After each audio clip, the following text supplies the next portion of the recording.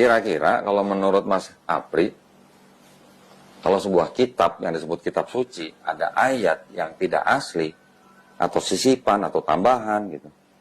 Menurut Mas Apri itu bisa nggak disebut sebagai kitab suci? Nggak bisa, Mas. Nggak bisa. Karena memang dalam Alkitab juga pernah saya baca juga. Bagi siapa yang menambah-nambahi, itu di kitab Wahyu ya. Bagi siapa yang menambah-nambahi atau mengurang-urangi, ya diterima akibatnya gitu. Nah, iya. Gimana dong? Tapi gini ya, pandangan saya ya terhadap Bible ya. Di dalam Bible masih ada firman-firman Tuhan. Sisa-sisanya masih ada, Mas. Ya, di Perjanjian Lama terutama kan. Di Perjanjian Lama kan Nabi Musa mengatakan apa? Shema Israel. Ya. Dengarlah hai bangsa Israel. Tuhan Allah kita, Tuhan itu Esa. Betul kan? Pernah dengar kan? Pernah. Ulangan 6 ayat 4. Adonai Elohenu, Adonai Ehad. Gitu kan? Terus kemudian di Perjanjian Baru, Yesus juga ditanya sama orang-orang Yahudi kan? Imam-imam Yahudi. Apa hukum yang terutama gitu kan? Yesus jawabnya apa? Sama dengan kalimatnya Nabi Musa. Sama kan?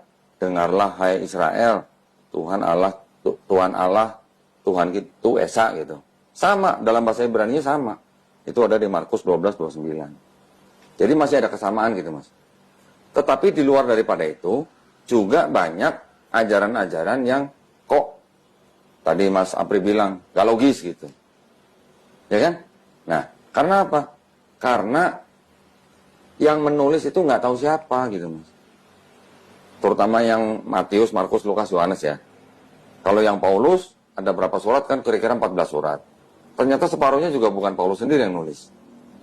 Ini saya ada nih buku-bukunya yang bilang begitu. Yang nulis ternyata adalah pengikut-pengikut Paulus yang mengikuti pemikiran Paulus. Kenapa bisa disimpulkan bahwa bukan Paulus yang menulis?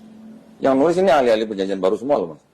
Ya, karena memang gaya bahasanya beda, perbendaharaan katanya beda, tata bahasanya beda gitu. Jadi dipastikan ini bukan Paulus gitu. Mereka kan meneliti manuskrip-manuskrip yang zaman dulu kan, naskah-naskah zaman dulu kan.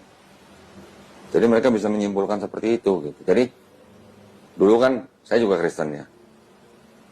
Kita dulu sama-sama lah. Kita hanya mendengar dari pendeta gitu kan. Tapi kita sendiri tidak pernah mendalami sampai ke situ gitu. Jadi kita artinya hanya imani saja gitu. Betul? Iya, Mas ya.